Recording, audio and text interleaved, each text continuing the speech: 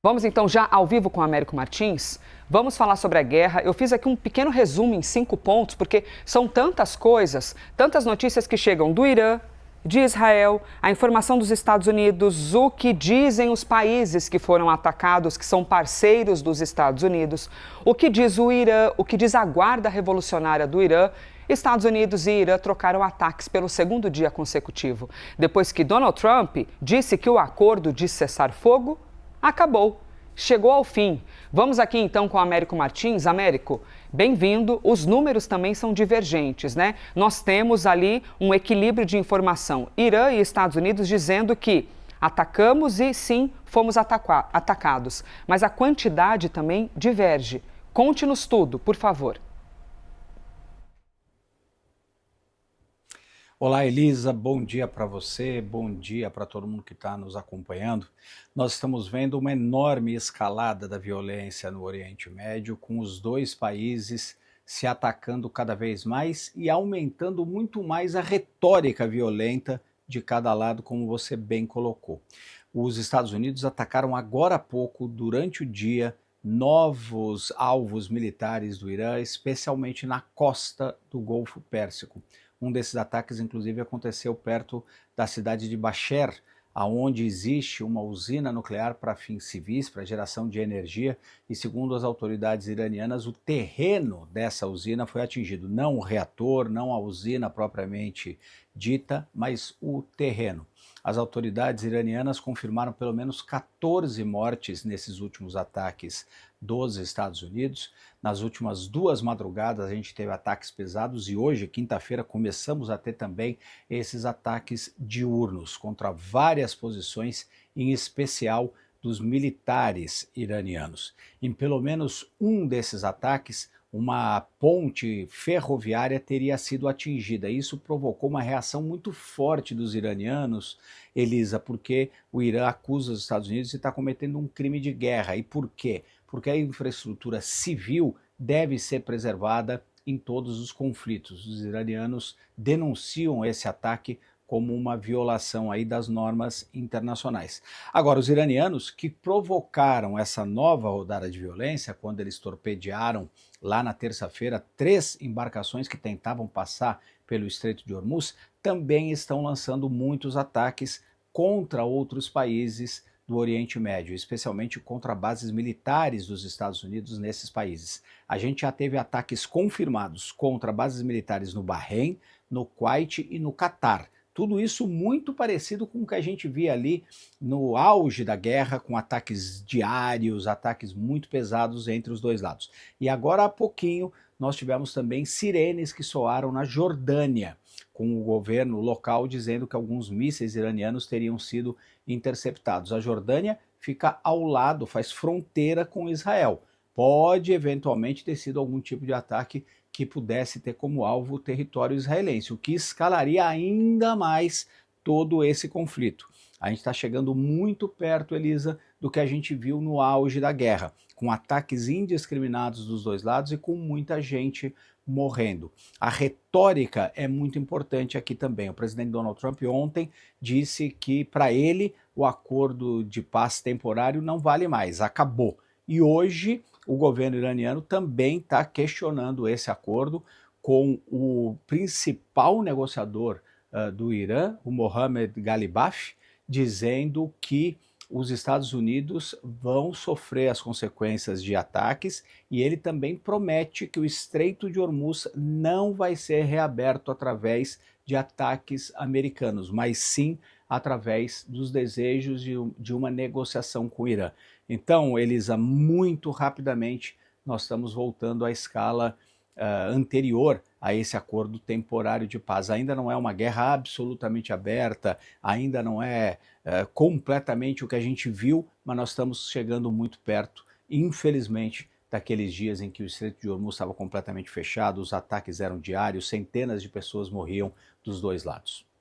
Inclusive, enquanto nós estamos aqui conversando, eu estou aqui espiando a CNN nos Estados Unidos. Eu já tenho uma pergunta para te fazer, tá? Sobre o funeral do líder supremo do Irã, o Ayatollah Ali Khamenei. Mas vejam aí, e vou mostrar aqui no telão para vocês até a gente colocando a própria tarja da CNN, eles estão, neste momento, falando também sobre o conflito no Oriente Médio. E aí aqui, a informação, a mídia estatal do Irã informou que os Estados Unidos estão fazendo novos ataques em múltiplos locais, em inúmeros locais. E também estão aqui mostrando com a imagem, é que agora eles trocaram ao vivo, a gente fica assim, acompanhando e interpretando para vocês. Na arte que eles estavam mostrando antes, são os inúmeros locais onde esses ataques estão ocorrendo, não apenas naquilo que diz respeito ao Irã, mas nós também estamos aqui acompanhando, nessa parceria total com a CNN nos Estados Unidos, os locais atacados em bases de aliados dos Estados Unidos.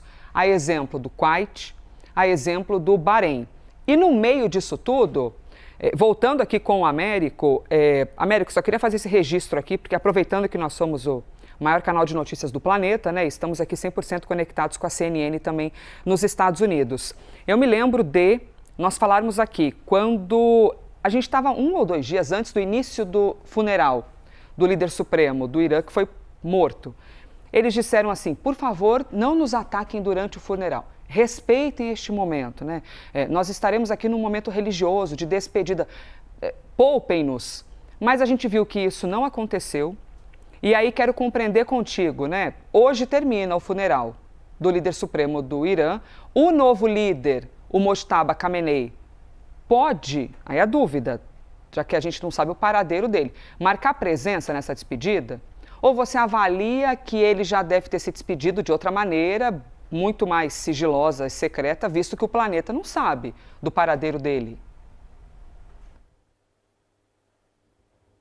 Pois é, Elis, é uma excelente pergunta. Antes até de entrar nisso, e você coloca muito bem esse mapa com todos os ataques, você está vendo muitos ataques dos Estados Unidos, especialmente na costa do Irã, mas também alguns ataques mais no interior. Os americanos estão dizendo que estão atacando especialmente bases militares do Irã para impedir que eles ataquem o Estreito de Hormuz. Ainda não é o tipo de ataque que a gente viu no auge da guerra, com ataques contra a capital, Teherã, contra as lideranças da República Islâmica do Irã, e especialmente nenhum desses ataques aconteceu perto da onde estão as pessoas que estão aí fazendo as últimas homenagens ao líder supremo do Irã.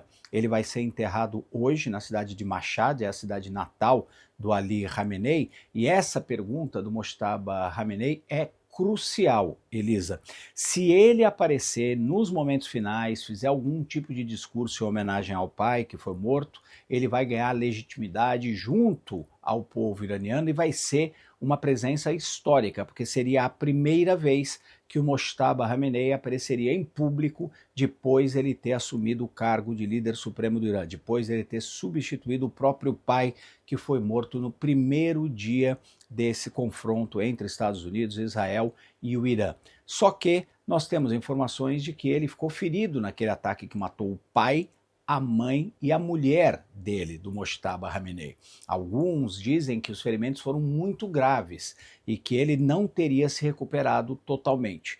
Então é possível que ele apareça, e se ele aparecer ele vai ganhar muita legitimidade, mas também eu diria até mais provável que ele não apareça. Mais provável porque ele não apareceu em nenhum momento até agora, não temos sequer um vídeo dele falando já como líder supremo. Isso pode indicar que ele de fato ficou gravemente ferido, mas também mostra uma grande preocupação dele com a segurança, com a possibilidade dele eventualmente ser alvo de ataques como o pai também foi. Agora existe um problema, Elisa. Se ele não aparecer, nós vamos ter questionamentos ainda mais pesados sobre dois aspectos. Em primeiro lugar, sobre a própria saúde dele. Será que ele está em condições de exercer o cargo de líder supremo?